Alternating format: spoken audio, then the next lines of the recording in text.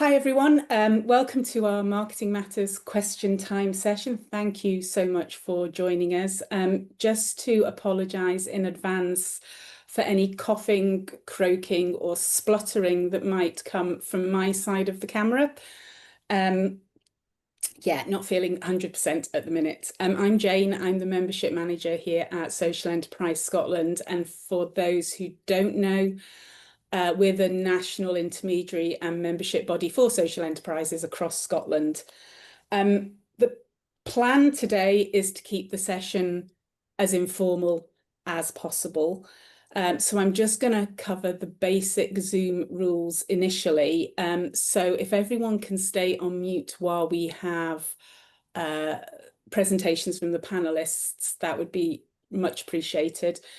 If you have questions, you can ask them at the end by raising your real or your virtual hand. If you've got a question you don't want to ask on screen, please feel free to drop me a private message.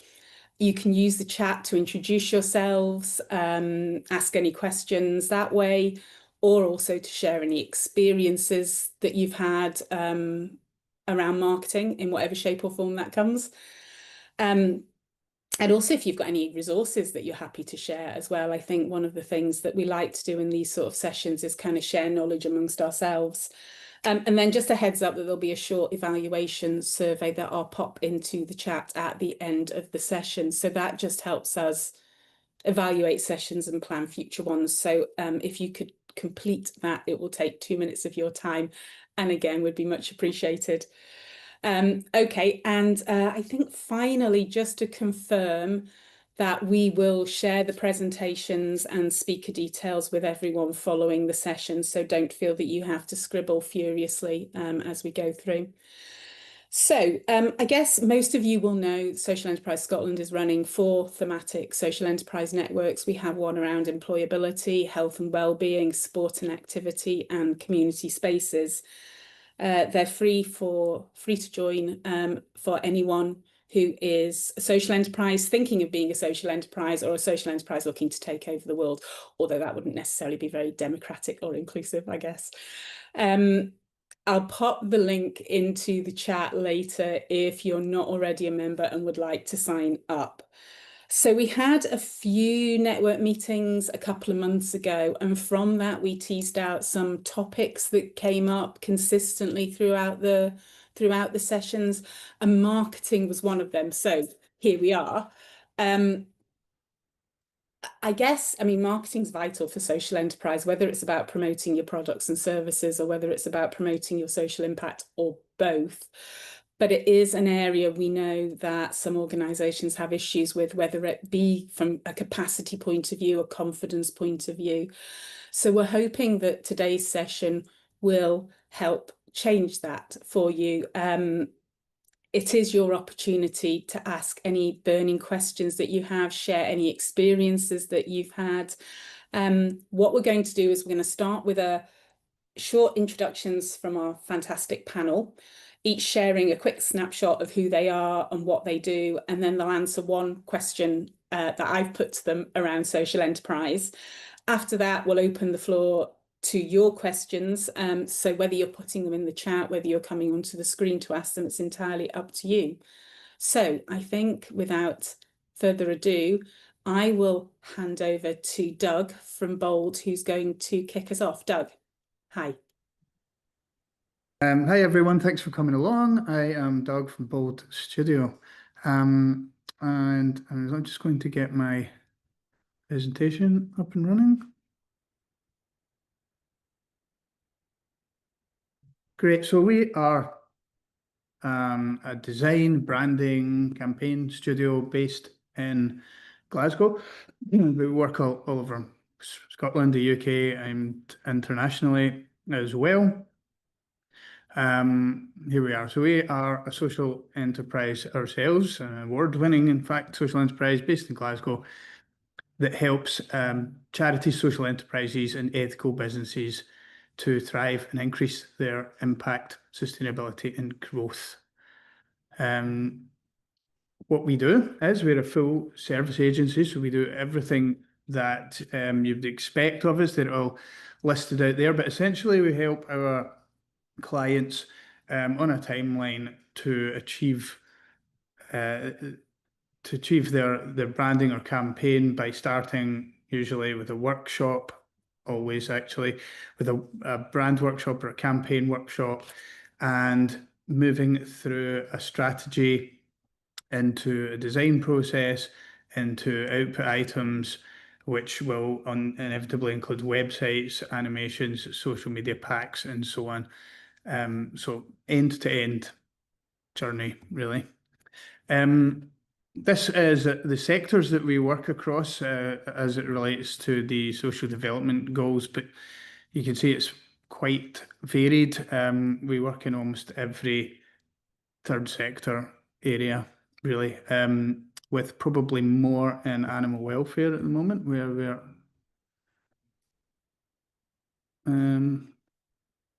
we go. This is just some client feedback from an independent review we had recently.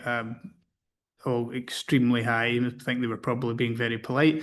But interestingly, there 78% thought that we advanced the social enterprise movement in Scotland, which was very nice of them and maybe relevant to this. There are some people that we've worked with, just a small selection. You might recognise some, but I'll skip through that. Now, the most interesting part, right, is a bit of a slideshow of some work that we have done. This is quite a hot topic at the moment. It's just not long been released, and it's an animal welfare campaign called Don't Pet Me, highlighting the problems, difficulties that arise from people keeping exotic pets. We heard from the SSPCA in this campaign that they had 8 marmosets in at the time of the workshop in their animal welfare centre in Balerno, and asked, has that happened before? And it has never happened before. So there's a massive rise in marmoset keeping and many others. A great fun campaign to work on and a very important issue to highlight. This is some branding that we did for Mind the Gap, which is an absolutely wonderful theatre organisation. It's a theatre company and academy based in Bradford that is trailblazing in terms of having theatre for people with actually thought of as theatre in the top echelons of the theatre world that happens to use actors and actresses with learning disabilities. So it's really changing attitudes and a pleasure to work with them. Probably our biggest client of the year here, this is Portsmouth International Port, who came to us because they are currently the UK's most sustainable port, and they want to make sure that they're seen that way. They've just invested millions into shore power, which means that cruise ships normally run their engines in port. Did you know that? It isn't bananas, but anyway, they've got a new method to stop that from happening. And with Brittany Ferries, they'll be implementing the first cross-channel electric ships. This is one that we're not even finished yet, so you're getting a sneaky peek here. This is Nurture, who are a brilliant social enterprise. They're based in Ayr, and they're all about sourdough bakery. I've been down there a few times visiting.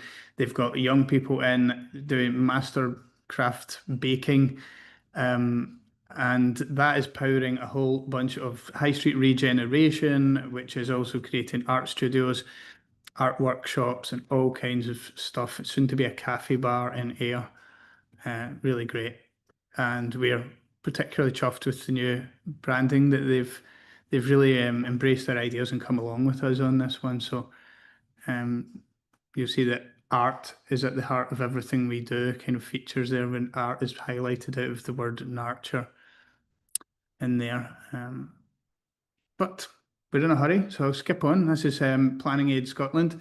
They, I don't know if anyone will remember what they used to look like, but it was a bit on the stuffy side, and they really needed to show their forward-thinking attitude. So we worked with them. This has been really well received.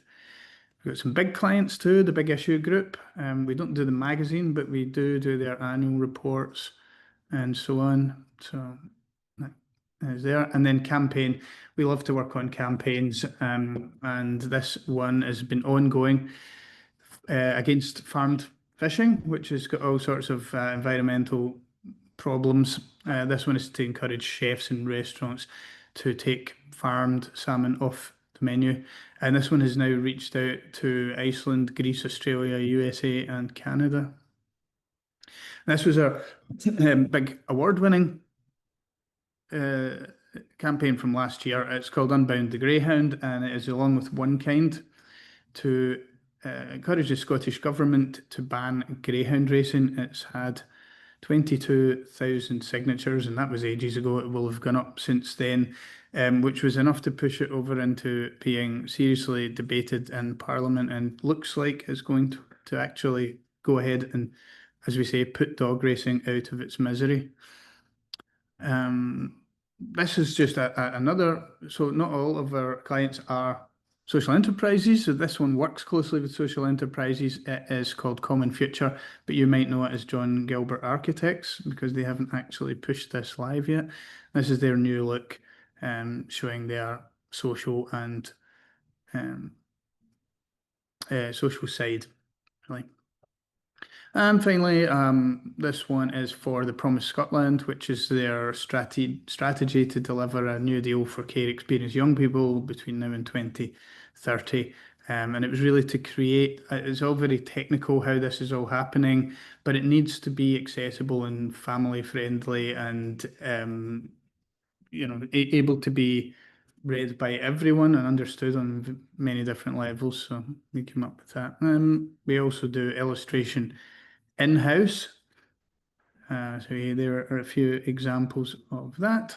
And we are based in Glasgow here in South Block. So another social enterprise, a really good one.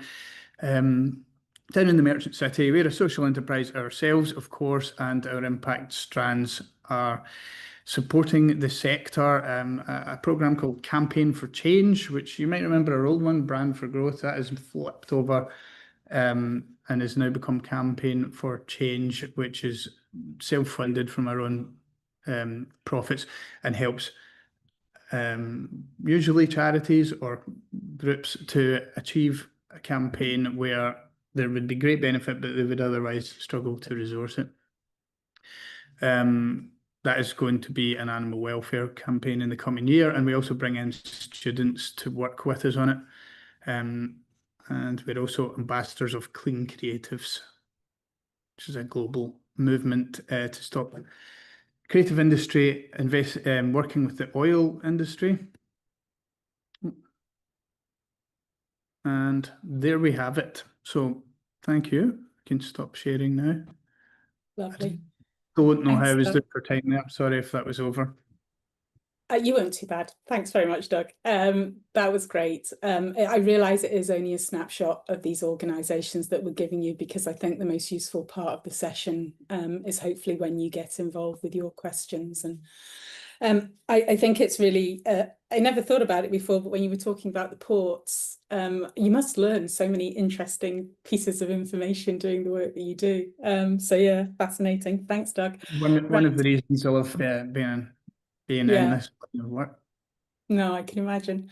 Okie dokie. Right, Thiago, can I hand over to you? Yes, I was going to do the classic one, being on mute and start talking. But yeah, hello everyone. I'm sorry for my voice. I got an allergy, but I think I can speak well. I'm Thiago. I'm the managing director of Passion for Social.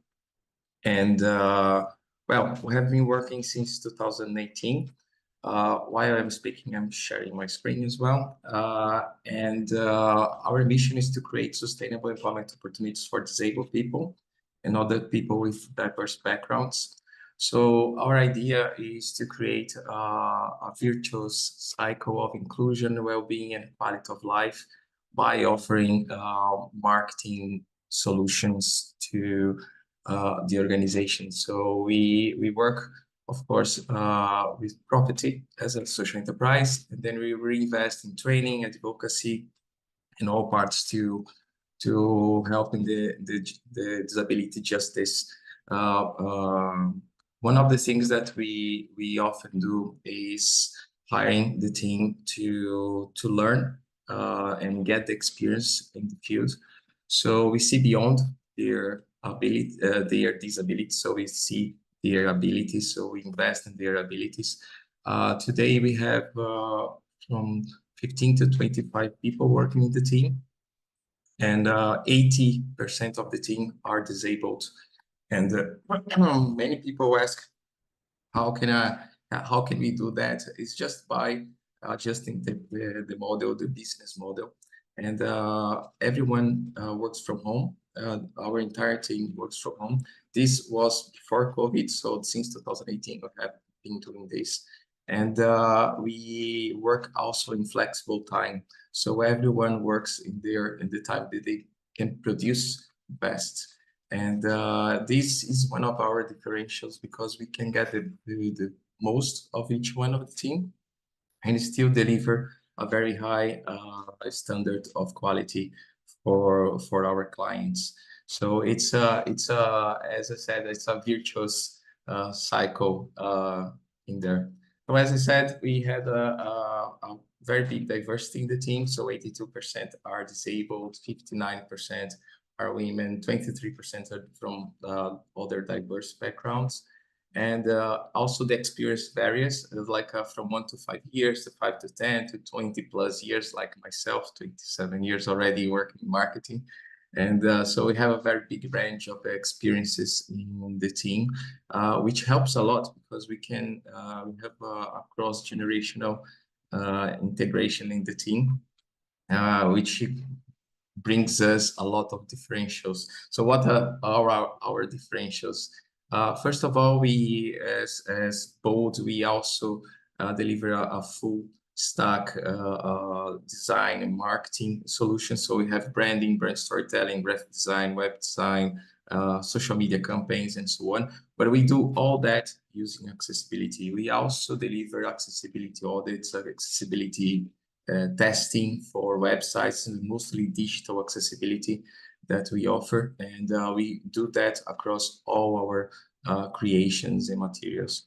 So because of our diversity and inclusion, we start bringing things out of the box. So our ideas is often not what's offered in the market. So we do that with 4 pillars: with the quality, timing, support, and process.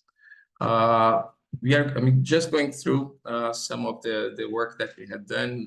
We work mostly with social enterprises and other organizations in the third sector, but we do have some clients in the public and the private sectors. This is one of the private sector, Founders 360. So this is the brand that we worked with, the brand storytelling. So we have a workshop in the brand storytelling that is one of the most amazing products we have. The brand storytelling workshop is the one that we put everyone on the same page, including stakeholders. So we have a very nice way to tell the story, and then we replicate this story across all the marketing materials and also the communications of the clients.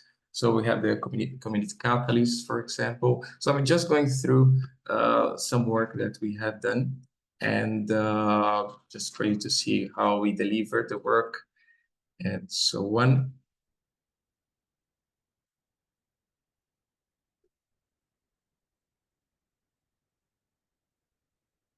If I'm too fast, please tell me.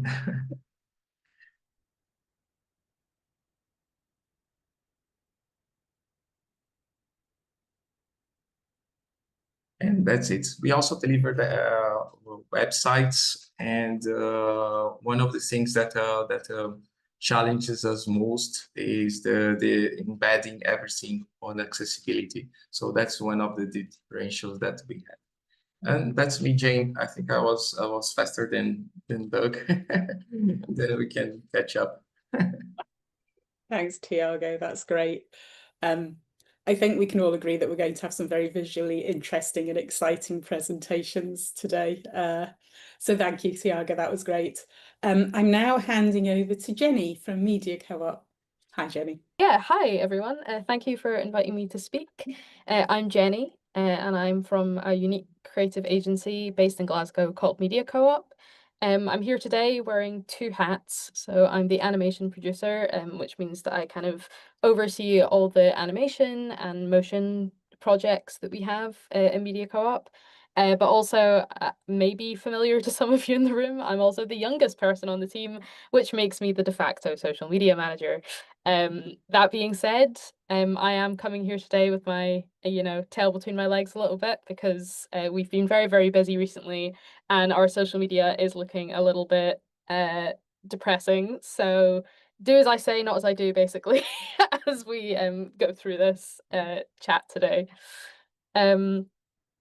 So a little bit about Media Co-op. We are a Glasgow-based creative agency. We specialise in animation, video, graphic design for a whole range of causes. As you can kind of see there, we do a lot of work with charities, a lot of work with universities as well recently. We do a lot of stuff with researchers, kind of getting their research out there.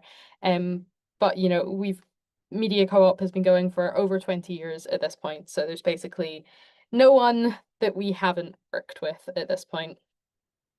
That being said, we are quite niche. So we only work with third and public sector clients. We have never worked with a for-profit kind of business. We're also a social enterprise, and we're also a workers' cooperative. So that means obviously, like every social enterprise is different, every workers' co-op is different, but for us, that means that the workers own and control the business. There are no outside shareholders. The business can't be bought or sold. And we also voted for an equal pay policy. So all of us at the co-op get paid the exact same, regardless of experience. Also worth saying that the two founders of Media Co-op are queer women, and at the moment everyone on the team is a woman as well. So yeah, we do a lot of work with kind of feminist organizations around gender equality and that sort of thing as well, which obviously is a cause very close to our hearts. So excuse me for boasting, but we've also won quite a lot of awards for the quality of our work. So as you can see on the side there, we've been nominated for Royal Television Society Scotland Award. We very recently just won the award for Best Animation at the Cannes Short Film Festival. And yeah, we've also got charity film awards under our belt as well. And as you can see from the lovely picture, we were also the winners of the inaugural, let me try and remember this, Inclusive and Democratic Business Model Award at the Social Enterprise Scotland Awards in 2024. So that was an amazing achievement for us. And you can see our two founders, Lucinda and Louise there in the orange and the green, and then my colleague Vilta on the left as well. So I think the best way to kind of understand what we do is to kind of show some of our films, but I promise there's only two of them and they're both very short. Because we're chatting a little bit about marketing today, I wanted to show a video that actually you might have seen already because it kind of did the rounds on social media a couple of years back. It's called I Just Froze, and we made it for Rape Crisis Scotland as a training and awareness film.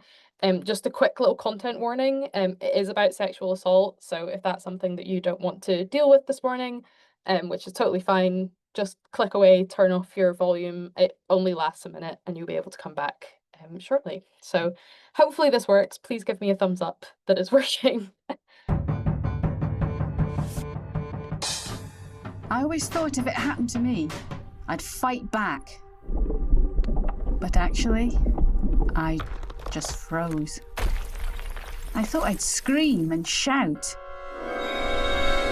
but I literally couldn't move. I hoped people would understand.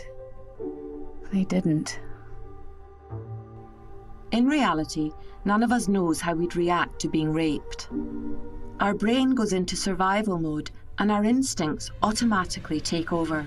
Freezing is a perfectly natural response to trauma. And you need to understand this, because one day someone might tell you they've been raped. Your friend, your neighbour, your daughter, your son. Or a stranger. You could be on a jury in a rape trial, hearing someone say, I thought I'd fight back. I just froze.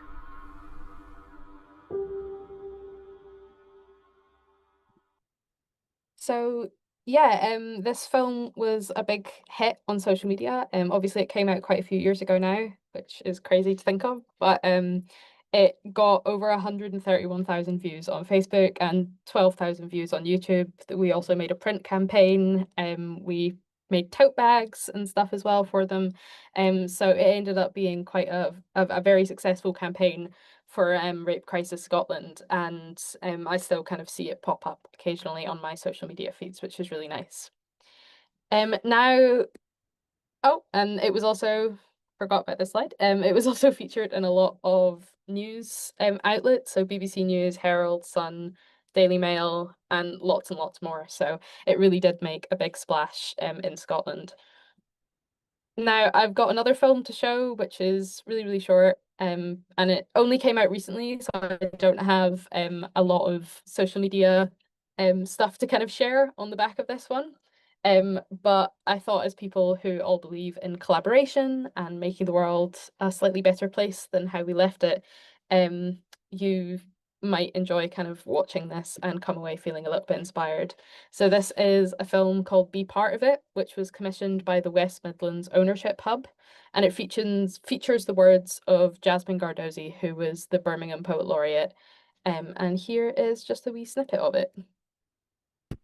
What if one of us can be the limb when another of us needs a hand?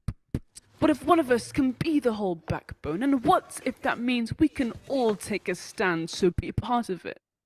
So we don't stand alone. Be part of it. So we keep on improving, be part of it. We belong to a body, so be part of it. And start a movement. So yeah, just a nice short and sweet little clip right there. And I've just got a little quote from them as well. So yeah, I think that's my presentation. Haven't gone into quite as much detail as the other guys have, but more than happy to kind of answer any further questions about what Media Co-op does and who we are. Yeah, thank you. Thanks. Thanks, Jenny. Sorry, first voice fail of the day. Thank you. Yeah, the film that you did with the rape crisis was incredibly impactful, so thanks for sharing that. You also mentioned about boasting, and I think that might be a question that comes up later that's been submitted in advance, so we'll come back to that. Okay, I realised halfway through that we hadn't gone to the questions that I'd asked you individually, so I think we'll just whistle stop our way through those, if that's all right. So I have a question for Thiago, first of all. If there's one thing, if you could improve one thing on most social enterprises websites, what would that be?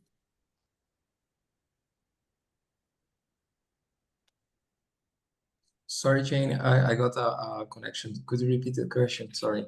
Yeah, so it's if you could improve one thing on most social enterprises websites, what would it be?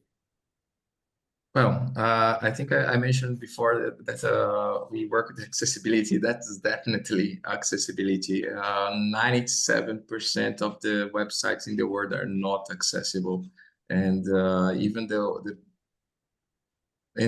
people that think that they are doing accessible websites, perhaps they are failing to do that. So that's accessibility would be definitely the thing that I would recommend.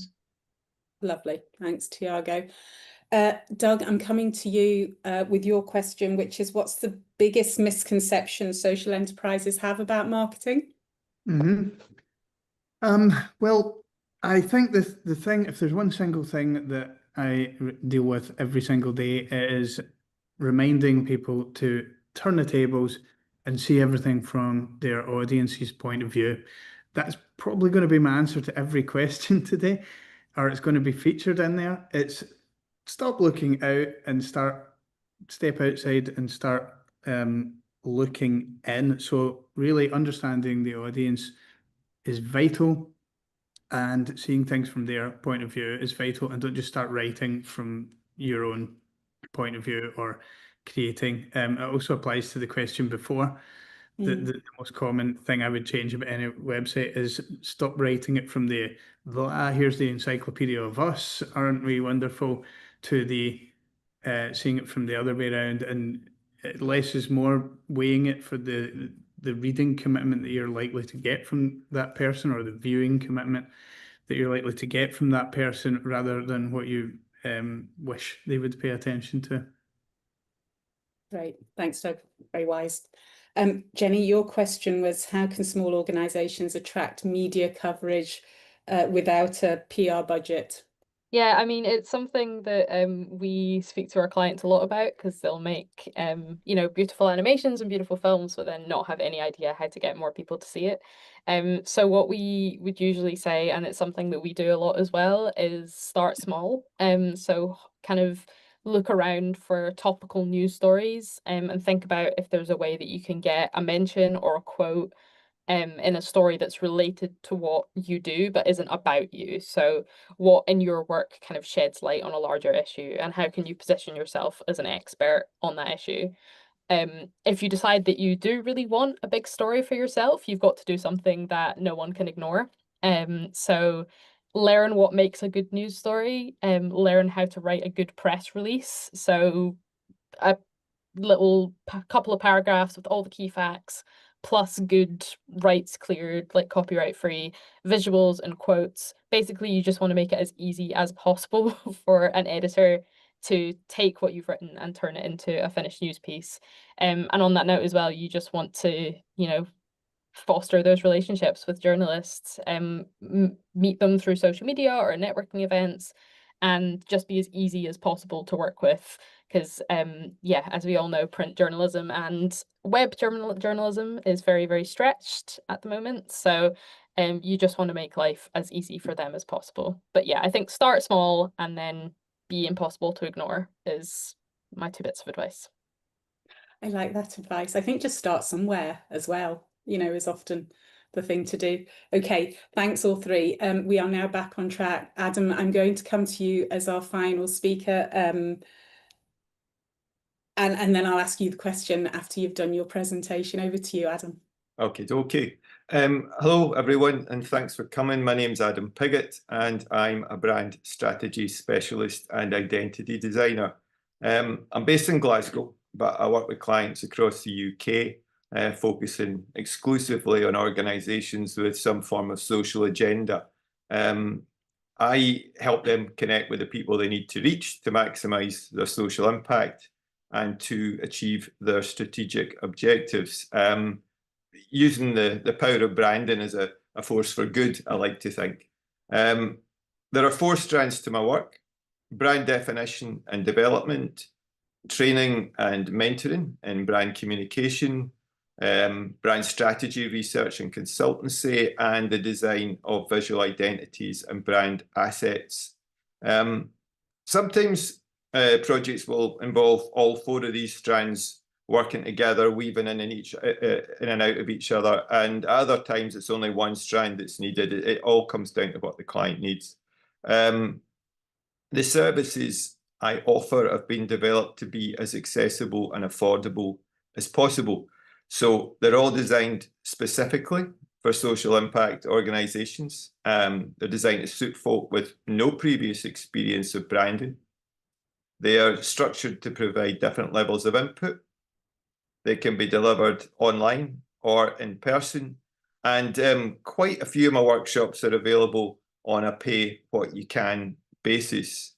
I offer 5 keynote workshops. So 4 of them focus on brand definition, working out what it is you need to say, how you need to say it. And they all come at it from different levels. And then there's Brainstorm Your Brand Comms, which, as the name suggests, is all about brand communication. I design and deliver bespoke workshops to address specific needs, whether that's advertising, engagement, fundraising, naming is very popular, social media, team building, content generation, whatever. And I can provide consultancy in any of these areas too. And if you have specific questions, or one-off questions about any aspect of brand communication, my online drop-in sessions are bookable by the hour. And that gives you sort of quick and affordable access to brand expertise whenever you need it. And they can be used really any way that you want. I mean, maybe you're looking for ideas or information or tips. We can use them to brainstorm projects or problems that you might be up against. We can use them as tutorials, where I offer you feedback on assets that you're designing for yourself. And we can also use them as part of an ongoing mentoring program, if that's what you're looking for. The last strand of my work is the design of visual identities and brand assets. And we don't have a lot of time to go into detail today, but I can show you a few quick examples from my portfolio, and Jayne will share the full slide deck with you after the workshop. You'll maybe recognise some of the more established names, people like Partners in Advocacy, Glasgow Wood, Advocacy Adam, Project, Ability, and so on. I'm just going to jump in because I don't think your presentation's showing for me. Is it showing? Not yet. I'm just about to show it. Right, cool. So yeah, just very quickly share that. There we go. So this is a project I did fairly recently, Partners in Advocacy. The idea behind the identity that we designed was all about support. So that's what the underlines are kind of showing. That was one of the themes that came out of the workshops that we'd done. Some leaflet templates that I designed for them, and some social media templates too, and some other ones that are just purely text as well. Another organisation that I worked with recently, well, it's a couple of years back now, Creative Change Collective. They work with people who have come into contact or are in danger of coming into contact with the criminal justice system, and they use techniques from film and theatre to kind of give them a sense of identity and so on. So the movement and the different spacing in the logo design was designed to show this aspect of change. Then we went on and designed various assets for them for their main programs that they've got that they show around the country. So posters and flyers, social media templates again for them, and some more text-based ones too. And then Cahoots also use sort of theatre and so on. They work with people who are kind of marginalised in society. And the idea behind this logo was just to try and generate a sense of the fun that goes into their work, but also a sense of solidity. Didn't want it to look too far out there. They want to be very accessible for people. And we went on and designed their website. Glasgow Wood, another folk that you might be familiar with, did this project 3 or 4 years ago now, I think. In fact, it says 2021 on there. Some brochure concepts for them. The logo itself was picking up on the cantilevered arm of the big crane that's the big feature of the site on which they're based. So the logo was designed to kind of, I was inspired by that idea of cantilevering out. And just very quickly, one or two others from the logo archive that you may or may not have seen before. And that's me. So thanks for that opportunity to show these things, Jayne. Thank you. No, thanks, Adam. That was great. And your question was, what makes a strong social enterprise brand stand out? Yeah. For me, this one's quite easy in terms of branding. It's consistency. It's consistency that establishes any strong brand, to be honest, regardless of whether you're social media or not. So consistency of message, consistency of tone, but also consistency of experience. And we're talking well beyond sort of visual identity and so on here. All three elements, message, tone, and experience, have to align. That's very much how successful organizations use branding. They establish a clear message, they develop this distinct tone of voice, and they apply them consistently to every single aspect of their operation, from their high-level strategic thinking through people and teams to everyday processes and procedures. Because unless the brand that you want to establish in people's minds corresponds to the way that they actually experience your organization and practice, then it's not going to stand up internally with staff or externally with the folk you want to reach, whether it's customers or service users or funders or whoever. It's consistent experience that establishes a brand. And I say quite often in the workshops I do, it is not rocket science, but it is a very powerful tool. So that's what I would say, consistency, right across your entire operation. Okay, thanks very much, Adam. I think that was very clear. So, okay, I think it's now time for everyone else to jump back in with your questions or with anything that you would like to share yourselves. As I said before, we're always keen to hear other people's experiences. Whether it's a question to one specific panelist or whether you just want to kind of get everyone's views on this, you know, the experts are here, so this is the time to tap into that expertise. So I will open it up to the floor for real or virtual hands, please.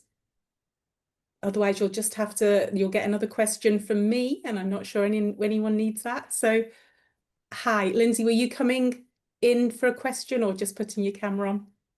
I'll come in for a question. I was just going to put the hand up.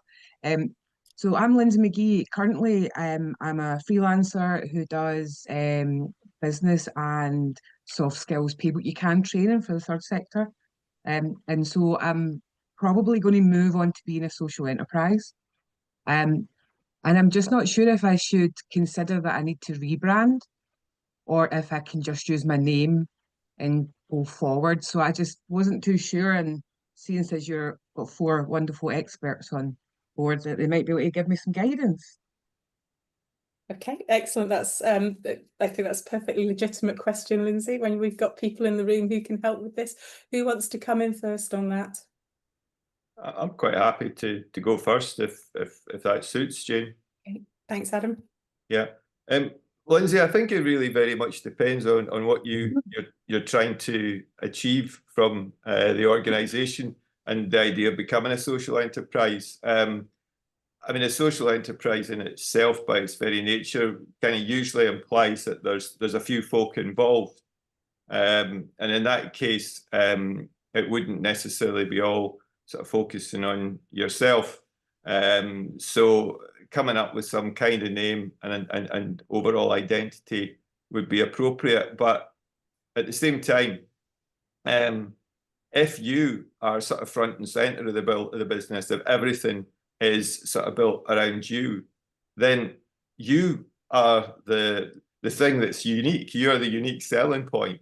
And I think in that case, there would be an argument that you know, you would keep your name and that is what you would build it around, the personal service that you offer folk coming to you and getting that personal level of service.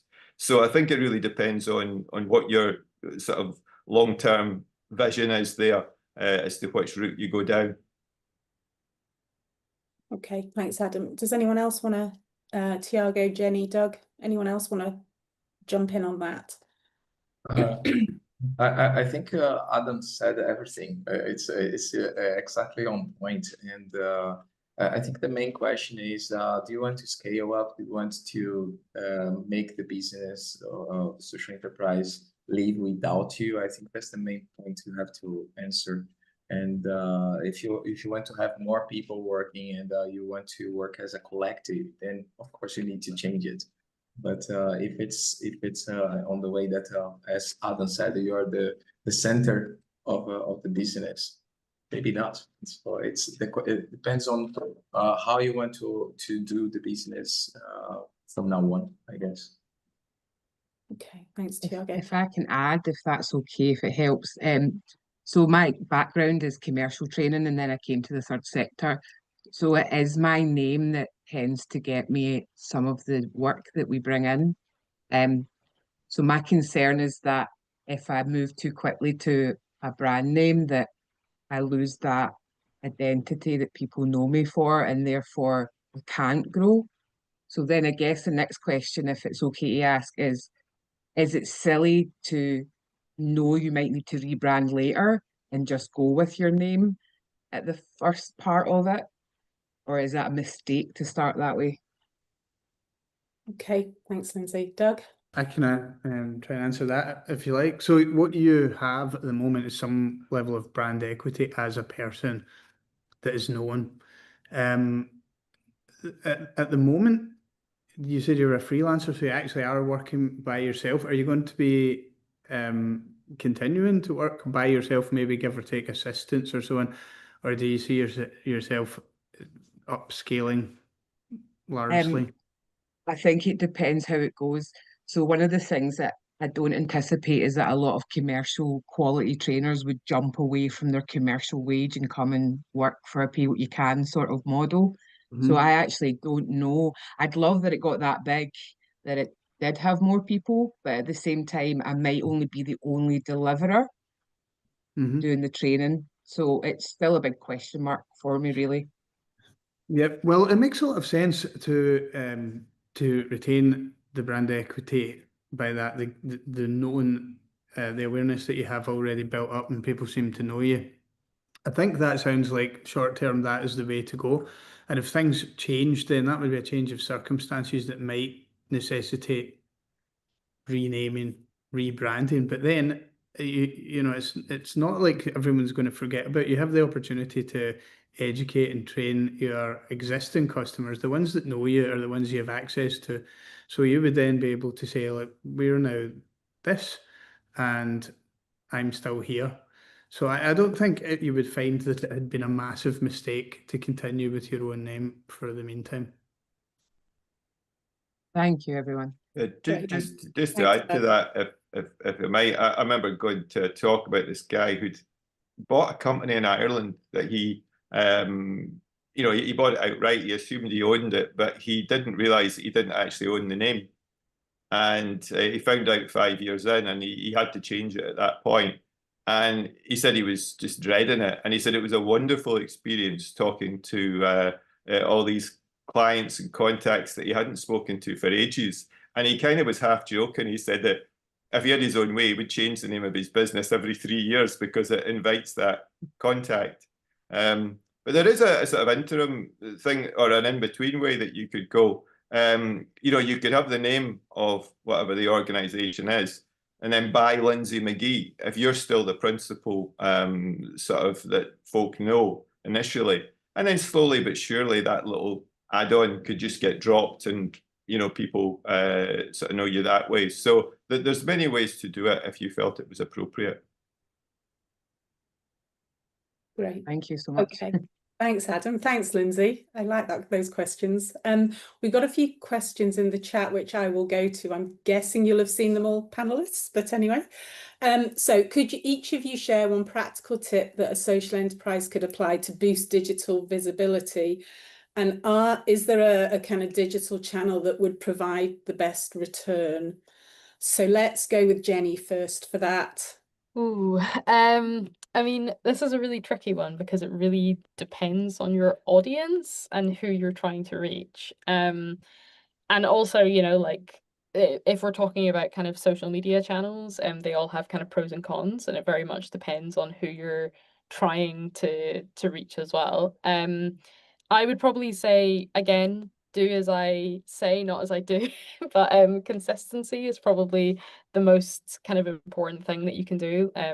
Even just, I kind of earlier this year was posting on Media Co-op's social media very, very regularly. Unfortunately, that has dropped off for me, but I did see an impact in the inquiries we were getting, in the number of people that were kind of reacting to our posts and being aware of kind of who we were, which a lot of our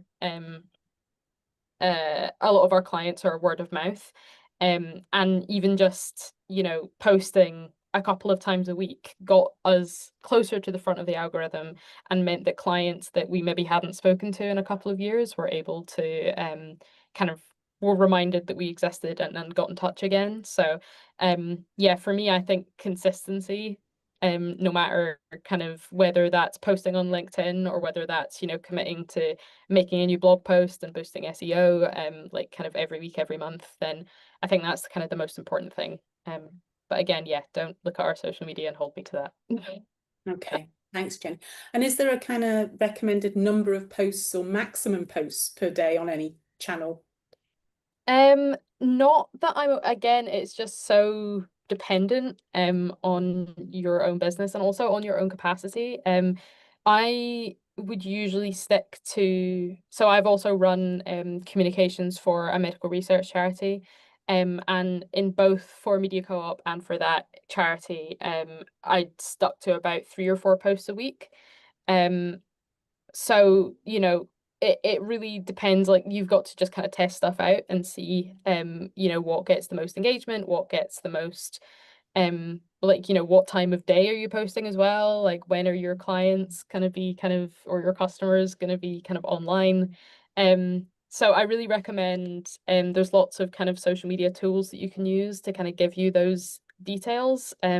So the one that I would always recommend is Buffer. I'm not being paid to say this, but it's really great. It's free for up to 3 channels, and it can give you some quite valuable insights on when to post and how often to post. And it also has like a whole big list of templates of posts for when you just have no ideas as well. So I'd recommend kind of looking at that. But yeah, Hootsuite or Sprout or other kind of platforms will also give you those insights.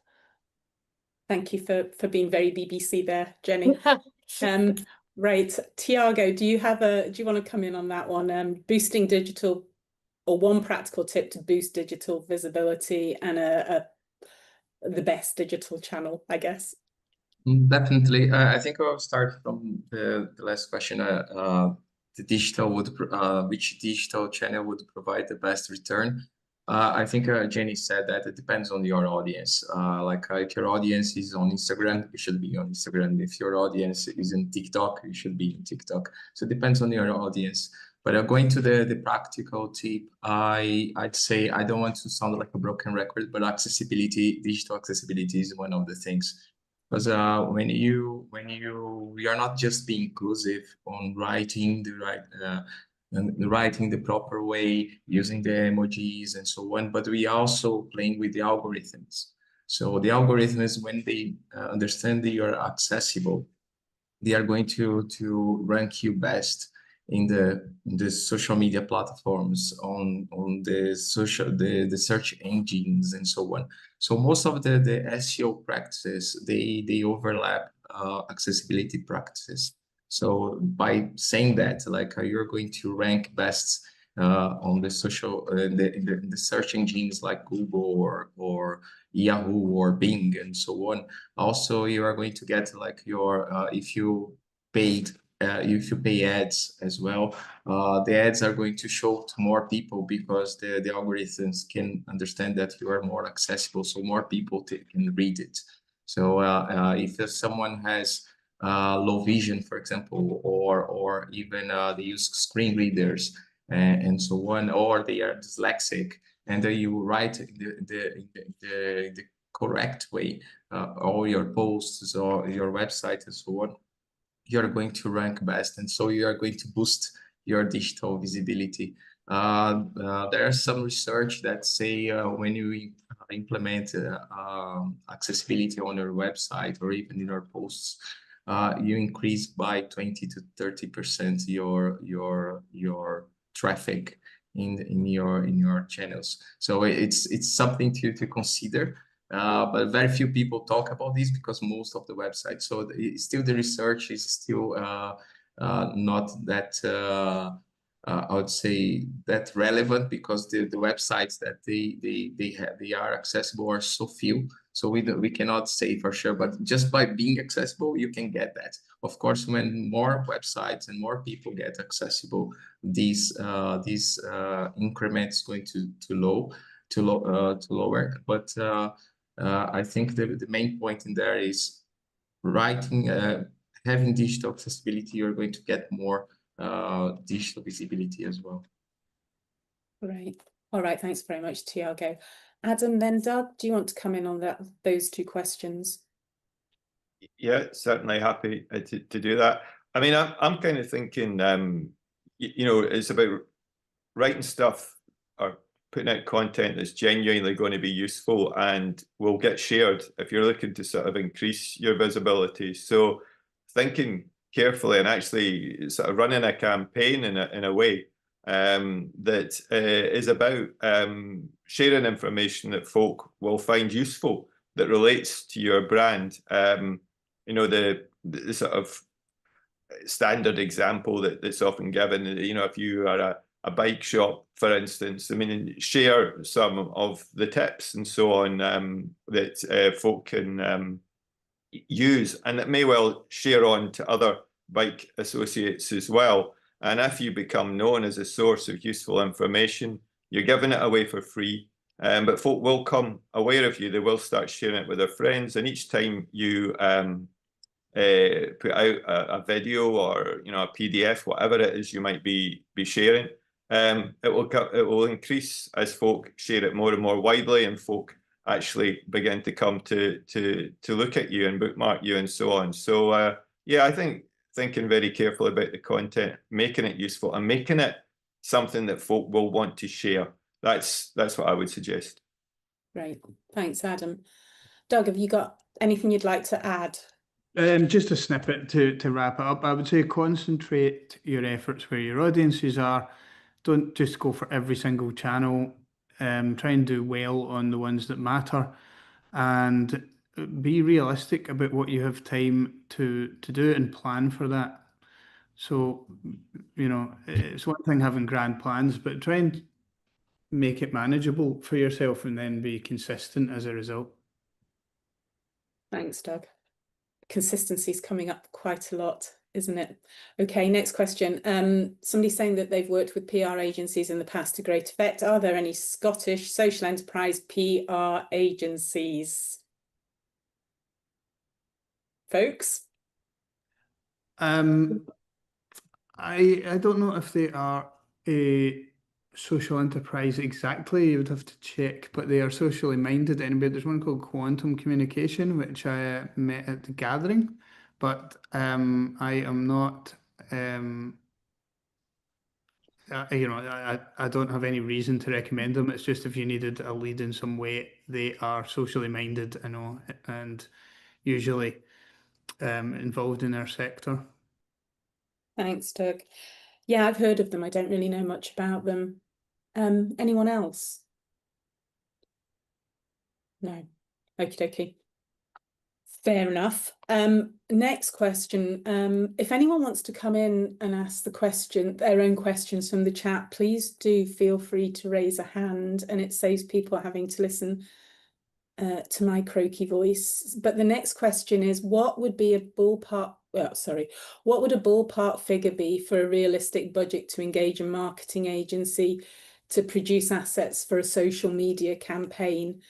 The context being that they run events that involve people putting down their phones and spending quality time with one another, which I think we can all get on board with. So who wants to start us with that question? Adam, you're muted. Oh, Thiago, yeah, I can go. go. Yeah, I can go. Well, it depends. It's going to depend a lot on the consistency that the company wants to have. But I'd say that, like, for example, we work with packages from £500 per month.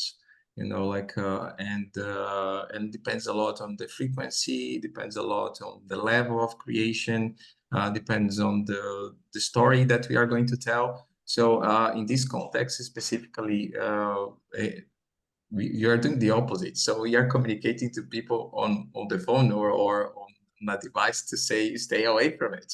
And it's there is a story there to tell. So perhaps you need to create a solid campaign to do that. So it's difficult to talk about a budget, but it can range from £500 to £3,000, you know, for £4,000, and it's very difficult to say, at least from our point of view.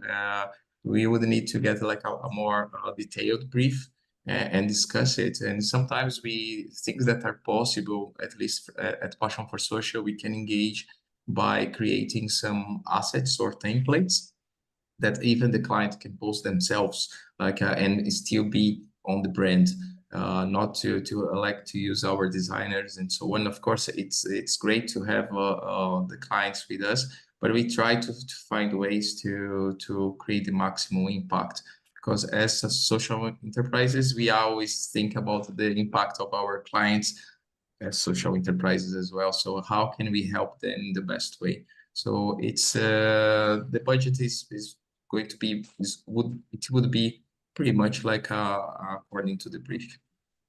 Yeah. Okay. No, that's fair enough, Thiago. Adam, Jenny, Doug, in that order? Yeah, I would pretty much agree with Thiago. It's how long is a piece of string, to be honest. I think one of the good things about Chris's question is that they have a very clear idea of what they want to do already. So we're not sitting working out what is it that we need to say. They've already done that.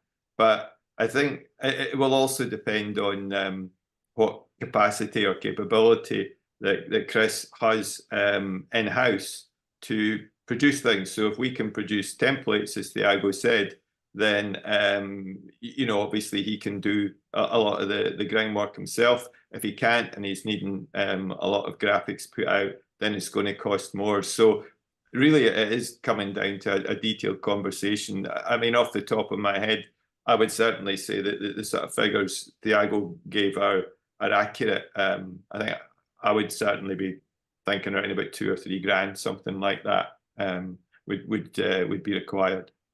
Okay, thanks very much, Adam. Jenny, I saw you nodding, I think, so. Yeah, again, like, just how long is a piece of string? I think, so obviously we tend not to do kind of like social media campaigns and stuff like that at Media Co-op. We're very kind of video focused. Occasionally we kind of do graphic design with reports and stuff like that. But the first thing we do when we get any inquiry, it doesn't matter how detailed that inquiry email is we will have a meeting with the kind of client and ask them in meticulous, painstaking detail everything that they have in their head, because we quote bespoke for every single project that we do. And I think even if it's an agency that kind of has more kind of off-the-shelf pricing, you should definitely try and have a meeting with whoever you end up wanting to work with, even if you end up having a couple of meetings with a couple of different agencies, just to kind of really get that brief nailed down, because that will make a huge difference to the price and will also make a huge difference to how you work with them. What I would also say, at the risk of putting all of us on the panel out of a job, freelancers are very, very good if you are looking for something that is a little bit smaller. You're maybe not looking for as much kind of capacity, and you're, if you're confident that you've got the messaging worked out, going straight to a freelancer rather than going to an agency can often be a lot more cost effective, just because they don't have as many overheads and they're often a bit more responsive as well. Obviously there are lots and lots and lots of cons of going straight to an agency. You've got more experienced people, more heads in the room, lots more kind of attention to detail in terms of the messages that you're putting out as well. But if you are just looking for someone to kind of whip up some Canva templates that you can just use, and you've already got a decent idea of what you need those to do and how those function, then I would look into kind of freelancers as well. They're a good option. Okay, right, thanks for that top tip, Jenny. Doug, is there anything else you want to come in on? Yeah, so really in many ways, well, the budget kind of dictates what's possible. The way that we would approach a campaign would be to start with a project session, which would include a specific campaign workshop. Would need, everyone in that's got skin in the game, and a large workshop session, picking over the audience and discovering what our messaging is going to be, our key messaging is going to be, and going through it all the details of how this campaign is going to land with people and what the strategy is. Then getting into some possible creatives. So we'll go back to the studio and brainstorm possible creatives, come back, pitch them, several different ideas, several different creatives, discuss again, agree on a way forward, and then finalize that and move on to actually creating the outputs. And whether those outputs contain social media, it does say specifically social media campaign, could also contain animated campaign materials, which if it's getting into animation, it's much more effective, but also much more expensive, but worth it. So I would say that Adam and Thiago are absolutely right. There is an end where that is, but there's also an end where it's quite a few more £1,000 than that. There's probably a sweet spot where you can cover all types of media, including animated content. You can make animated shorts, carousels, all the things that you would need to have a full and varied campaign. And I'll stick my neck out and say if you had 10 grand to put into that, that might be a nice sweet spot to hit a good quality campaign that goes across all these media types, including a bit of motion, which goes a long way these days. Great. I just want to thank you all for being really honest there, and I think this is where we diverge from the more commonly known question time format. So thank you for that. There's another question here from Annie saying, could those of you involved in branding say a bit more about how you use an organisation's values to develop the visual elements of the brand? So there are a couple of examples, Adam, you gave, but it would be great to hear more about your process for bringing out and visually presenting an organisation's values. Okay. Adam, do you want to take that first? Sure, yeah. I think values aren't necessarily something that I think I would use specifically for brand. I think it would translate more to brand personality. To me, values are sort of shared common sort of principles that the people who make up an organization hold. And if you can imagine that within, say, it could any sort of set group, it could be a political party, it could be a religious organization. You can say that these people hold the same common values. There's going to be a lot of values that folks share, but they're all going to have individual brand personalities, or their own personalities. You'll have people who are outgoing, you'll have people who are quiet, you'll have people who are intellectual, you'll have people who are much more fun. And I think that when it comes to brand, it's about those personality traits, and it's what is the personality that you want for your organization to be. So values are really important in establishing how people work as a group, how you work with suppliers and other folk you need to deal with. But they're not separate from your brand personality, but they don't necessarily form it exactly. And I tend to use a tool called brand traits to bring out the look and feel of identities and materials rather than the values themselves. They're related, but they're not the same. Okay, thanks, Adam. That was great. Doug, I think probably this one relates to you as well.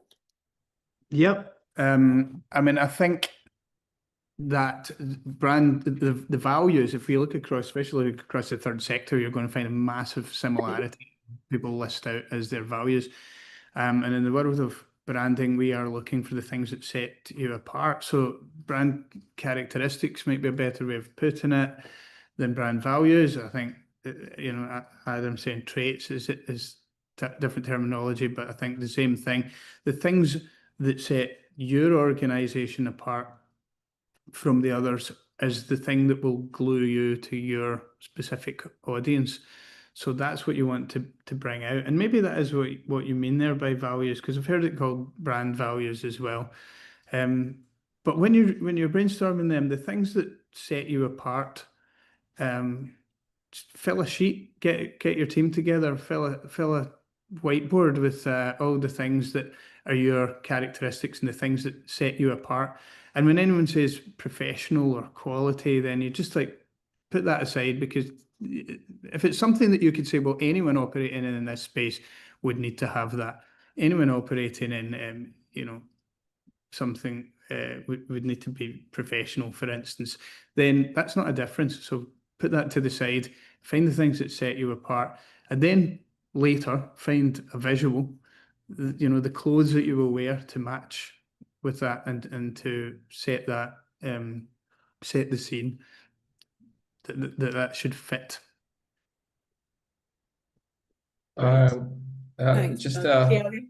I think just complementing. At Passion for Social, we also work with the story of the organization. So when I mean story, what they want to tell to the audience, and usually what you want to tell to the audience, your values are embedded on it. So we try to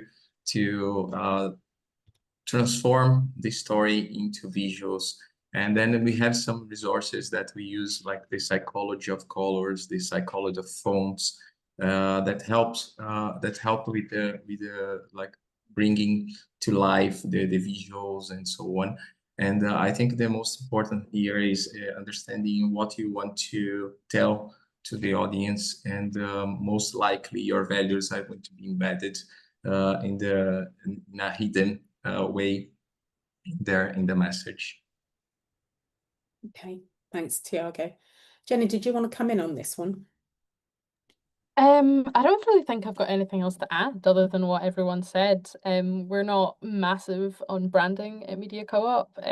We, obviously engage a lot at the kind of when we start kind of developing our films and animations, we work a lot with what everyone has just already said, brand values, the story of the brand, what your USP is. But we're a lot more focused on kind of the specific mission of the film or video that we're creating. So yeah, just listen to these guys, they know what they're talking about. Thanks, Jenny. Annie, were you wanting to pop in? Not really, but just thanks very much, it's really helpful. Okay, thank you. Okay, I think most people will resonate with this question. Many third sector organisations operate with very little marketing budget and limited resources, and only one person looking after all the marketing and social media on a part-time basis, and probably juggling 1,001 other things as well. So do you have any top tips on what the marketing focus should be? What are the most effective channels? Should we solely focus on digital, or is there a place for traditional marketing? Lots of questions there.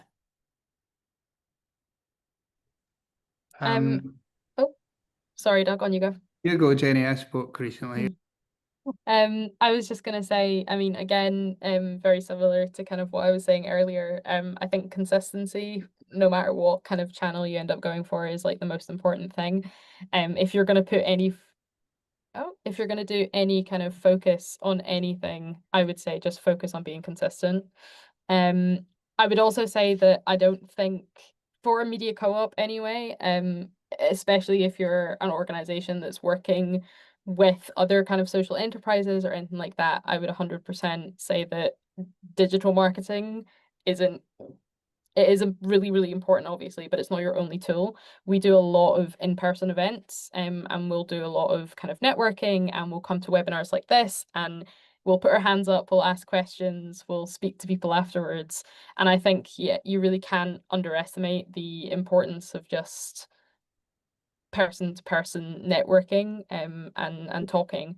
Like Media Co-op's been going for 20 years, and we get almost all of our clients through word of mouth, and that's potentially they've seen us on social media and then liked it, and then someone else that they've worked with has said, hey, like they look like really cool, and like I see that they've worked with these people before and stuff. So like I think it is really worth kind of speaking to people in person and getting yourself out to kind of networking events as well, to kind of take us away from just focusing on like social media and digital marketing.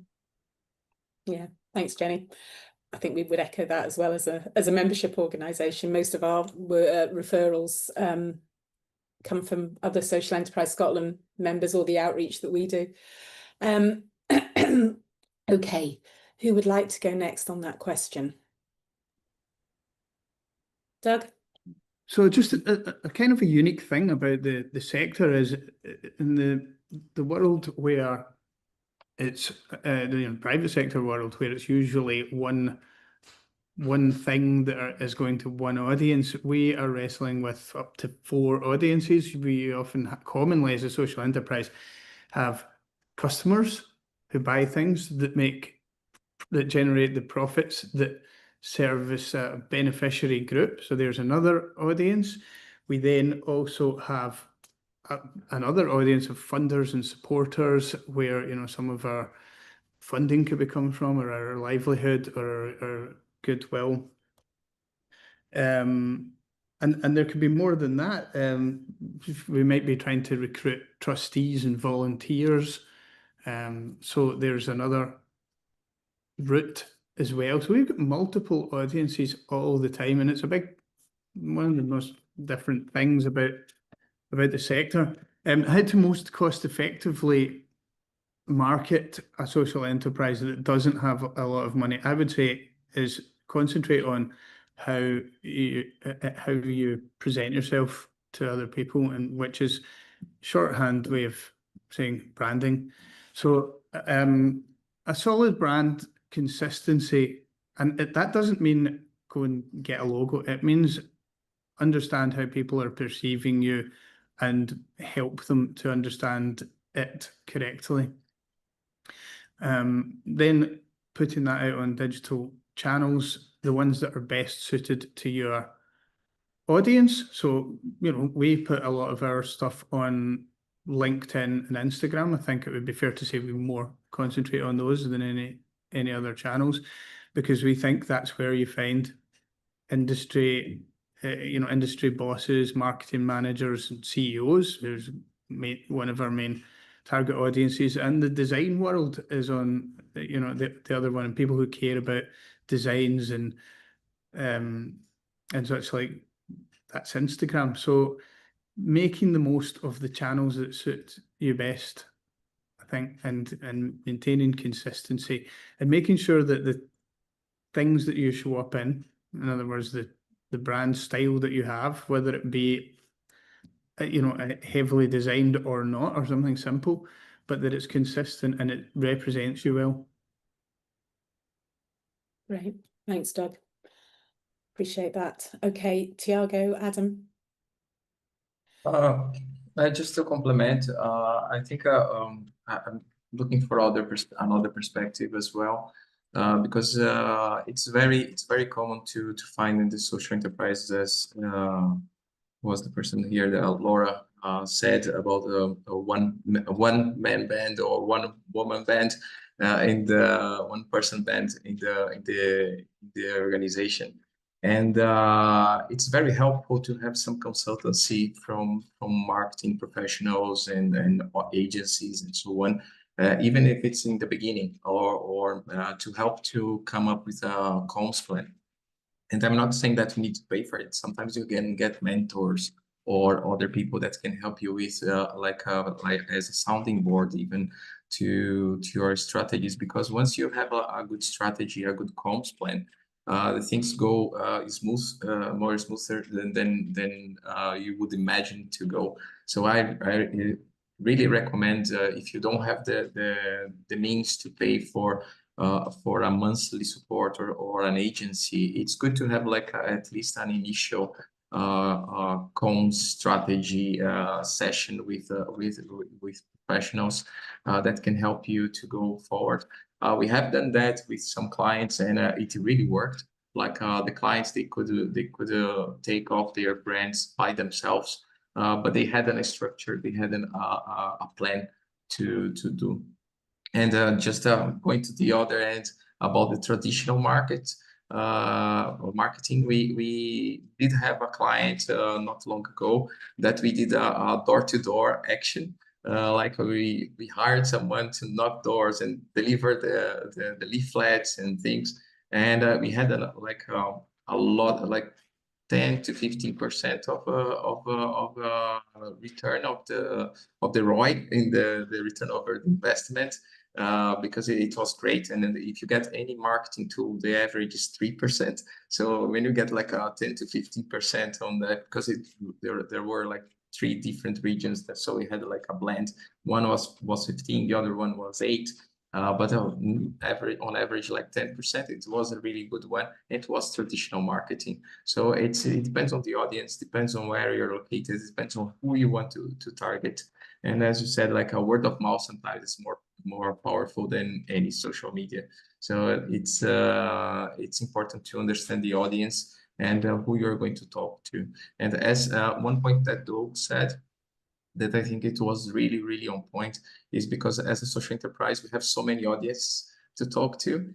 And one of the things that we do is, for example, when you go to our social media on LinkedIn, we only use LinkedIn. We only talk about advocacy. We are advocating accessibility all the time. It's very rarely you're going to see us come by brand storytelling, come and buy websites. It's very rare, because for us, it's more important as an organization for people to understand about the inclusion, understand about diversity, rather than anything else. So we chose to do this way and work in the commercial parts in different ways, like more than one-to-one networking events, word of mouth, and so on. So we need to define how to do it. So that's me. Great, thank you. Adam. Yeah, I actually kind of runs on quite nicely from what Thiago was saying there. I mean, I would suggest when you're thinking about your marketing focus, that branding is really about 2 things. One is message, and 2 is tone. And we already established the consistency. And in terms of your focus, I think that has to be your key messages. Saying them again and again and again, and as Thiago's sort of saying for him, it's accessibility. That is what they become known for. And I think if you want to sort of have a marketing focus, is what are the key messages that you need to get out. I usually recommend that you have no more than 4, because it can get confusing. But if you've only 1 or 2 is ideal as well, if you feel that you want to focus that tightly, but certainly no more than 4, and just keep telling people the same thing in different and interesting ways. That will really get the message across to them. I think in terms of the different audiences that Thiago and Doug have both mentioned, I think what you can do is you stick with these 4 messages, but you turn them up and down depending on who it is you're addressing. So some audiences will be interested in 1 or 2 of your messages. Other audiences might be interested in the other 2. It doesn't mean to say that you don't mention these things. You just turn the volume up and down on the different messages. And one other sort of quick point, if you are sort of really, really stuck for budget, and you've got one thing that you can spend it on, I would suggest photography. I think that the good quality photography, professionally taken photography, is something that you can use anywhere, whether it's on website, on social media, on print. It can really stand you in good stead, and it will differentiate you from everyone else that's got sort of their own homemade photography. So good quality, professionally taken photography is where I would say you spend money if you haven't got any other. Brilliant, thanks Adam. We definitely have some brilliant social enterprise photographers in the sector that we can recommend. So we've got our final question in the chat, and I'm going to combine it with a question of mine to close us, and if we could be short with the answers, that would be great. So from Daniel, we do a number of webinars. Do you have any advice on how we can up the numbers with this? I guess I'm quite interested to hear the answer to that as well. And also, what we hear a lot is that organisations, social enterprises are a little bit uncomfortable or a little bit embarrassed about shouting about what they do and the impact that they make and how brilliant they are. So are there any tips that you could give people who feel maybe a little uncomfortable stepping into the limelight? Thiago, over to you first. A lot of responsibility here. I'd say I'll answer first the webinars.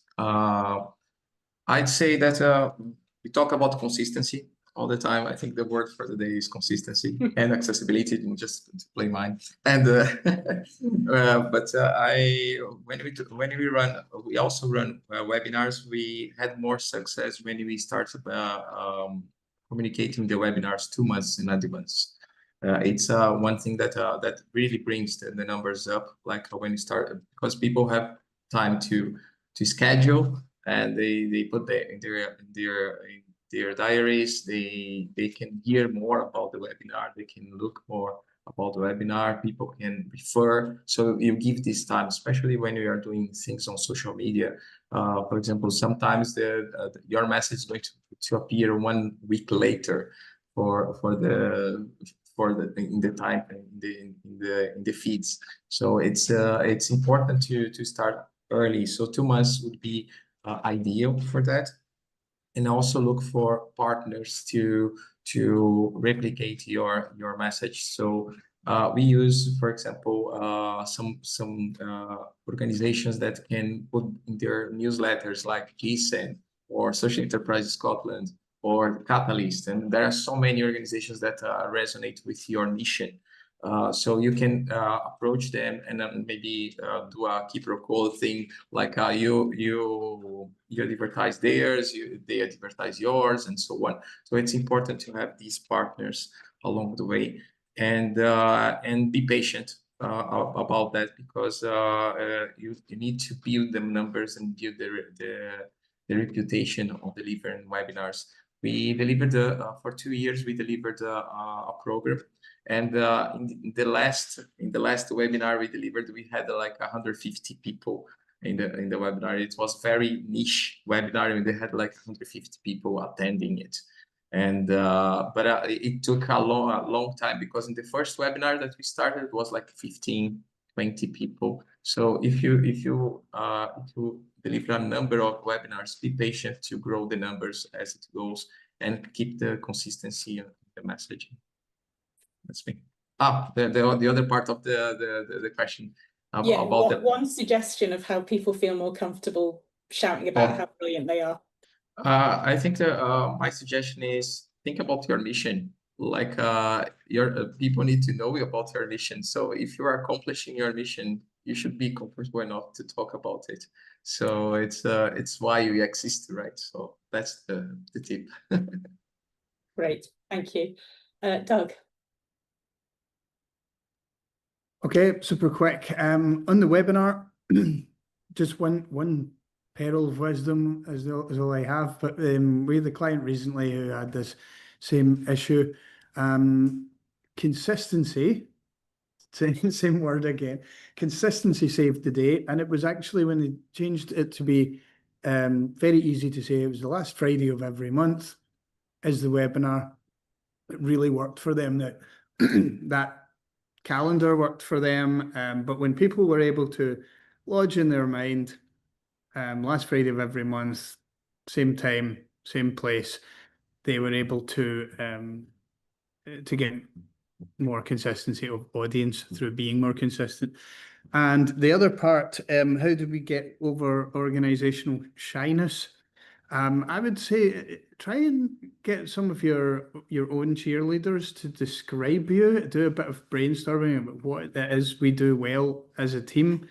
You'll probably soon find a bit of back patting goes on amongst the team, which will actually help you realize that you are maybe better than what you're prepared to put out there. And there is the audience is not going to be very forgiving with waffle, and they'll switch off. So you need to be really clear, and in being clear, you need to be succinct and put the good work that you're doing out there. Don't be shy. Excellent, thanks, Doug. Adam, then Jenny. I think the point that Thiago touched on partners is really important. The last couple of years, I run a program of 5 pro bono workshops around Britain different parts of Britain every couple of months, and usually do 5 a year. And that's meant connecting with local hub organisations that are involved with social impact organisations, and saying, look, I'm offering this pro bono workshop. Do you think your members might be interested? And they do all the work locally for me. I mean, I certainly follow it up and I chase them and I sort of say, have you seen my email and so on. But it's been a great way to sort of get my name circulated in all sorts of places that I've never worked before. Northern Ireland, Wales, south of England, and so on. So I think finding out who can share your information locally, who's got good connections with the folk that you want to reach, I think that's a really important way to do it. Yeah, I think partnering up is the way to go.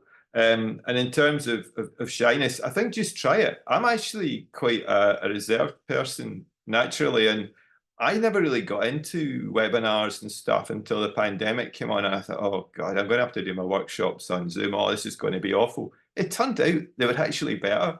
And rather than just being stuck dealing with folk in and around the Central Belt, I can deal with folk in Northern Ireland and Wales and the south of England now.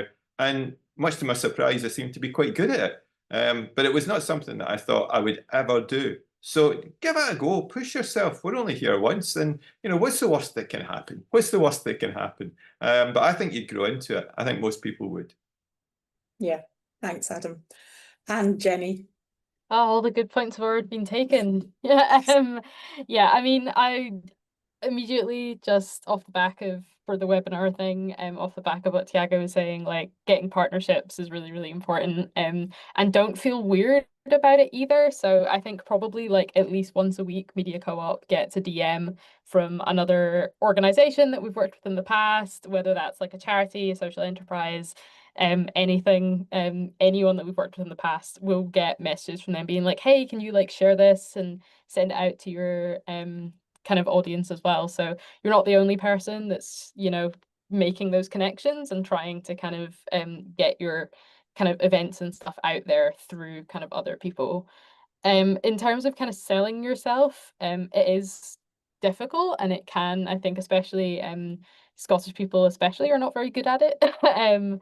And I think focusing on your mission and what makes you unique. You know, you're not necessarily selling yourself, you're selling the impact that you have, and being aware of the fact that, you know, we always say to our clients that they're the experts in what they do, and no matter, you know, how comfortable you feel about it, you are the expert in your own business and the impact that you're having. And you just have to find the courage to shout about it. And like Adam said, what's the worst thing that could happen? Like, you get one less like on your post. Like, it's not going to be the end of the world. And it could pay real dividends, kind of shouting about the great work that you guys do. Right. Thank you to everyone. I've run over a little, so apologies for being a bit of a rubbish chair on that front. I want to say thank you to our brilliant panelists today, Bold, Passion for Social, Media Co-op, and Adam Pigot. You've honestly been brilliant. You've been, you know, you shared your knowledge and time and expertise with us. You've managed to not fall out, which is always good when we're talking about question time. And I think, you know, certainly I've learned a lot. So thank you so much. Honestly, I do so appreciate that. Thank you to all of you for coming along. And I hope you're leaving with some practical ideas that you can put into action within your own organisation. We will share the presentations and speaker details following this. Evaluation survey is in the chat. And I guess a final thank you from me for bearing with me juggling a lot of roles today. And also, I hope I've managed to mute myself through most of the coughing. So hopefully I haven't inflicted that on you. So thank you again to everyone. And I hope you enjoy the rest of your day. See you later. Bye-bye.